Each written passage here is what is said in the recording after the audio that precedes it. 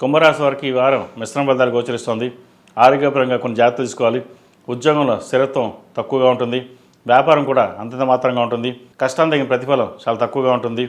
నలుగురితో మాట్లాడేటప్పుడు జాగ్రత్త వహించడం, ముఖ్యంగా సోదరి సోదరులతోటి, ఉద్యోగంలో సహోద్యోగులతోటి జాగ్రత్త వ్యవహరించడం చెప్పదగిన సూచన.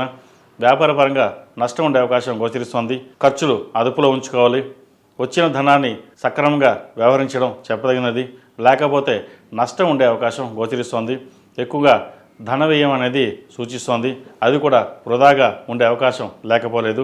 అదేవిధంగా భూ సంబంధించిన వ్యవహారాల్లో కొన్ని జాగ్రత్తలు తీసుకోవాలి.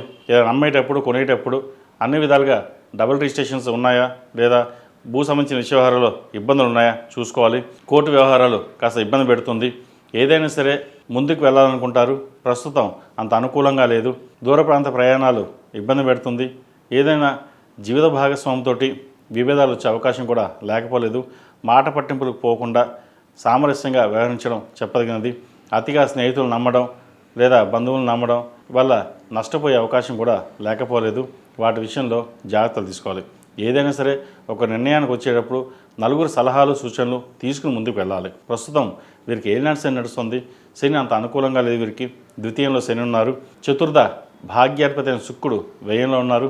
సప్తమాధిపతి అయిన రవి వ్యయంలో ఉన్నారు.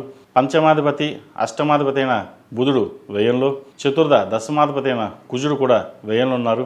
కాబట్టి ఏదైనా ఒక నిర్ణయాలు తీసుకునేటప్పుడు 1-2 సార్లు ఆలోచించి నిర్ణయాలు తీసుకోవడం చెప్పదగిన సూచన. ఈ రాశిలో నియమించిన విద్యార్థులకు కాలం అంత అనుకూలంగా లేదు. పై చదువుల కోసం చేసే ప్రయత్నాలు కాస్త ఇబ్బంది పెడుతుంది. ఈ రాశిలో నియమించిన స్త్రీలకు వృత్తి ఉద్యోగాల పరంగా, వ్యాపార పరంగా ఈ వారం అంత అనుకూలంగా లేదు. ఏదైనా సరే సామరస్యంగా ఉండి వ్యవహరించడం చెప్పదగినది. సాధ్యమైనంతవరకు మౌనంగా ఉండి మీ పని మీరు చేసుకోవడం చెప్పదగిన సూచన. సంతానపరంగాను జీవిత భాగస్వామితో విభేదాలు లేకుండా చూసుకోవాలి. సహోదరి సహోదరు మధ్య ఉన్న విభేదాలు ఏవైతే ఉన్నాయో సమస్యపోతాయి. భూ సంబంధించిన వ్యవహారాలు సానుకూలంగా ఉంది. ముఖ్యంగా సాఫ్ట్వేర్ రంగం వారికి, రియల్ ఎస్టేట్ రంగం వారికి, అడ్మినిస్ట్రేషన్, అకౌంట్స్, ఫినాన్స్, చిరుస్థాయి వ్యాపారస్తులకు, కూరగాయల వ్యాపారస్తులకు, చిరుధాన్య వ్యాపారస్తులకు అంతంత మాత్రంగా ఉంటుంది. కష్టే ఫలేనారు పెద్దలు, కానీ కష్టాన్ని తగిన ప్రతిఫలం మట్టికి ఈ వారం వీరికి తక్కువగా ఉంటుంది. ఈ వారం ఈ రాశివారు శని స్తోత్రం పఠించడం, అలాగే కాలభైరవ అష్టకం పఠించడం చెప్పదగిన సూచన. అఘోర పశుపతి హోమం చేయించడం చెప్పదగిన సూచన. ఈ రాశిలో జన్మించిన వారికి కలిసి వచ్చే సంఖ్య 4, కలిసి వచ్చే రంగు నేవీ బ్లూ.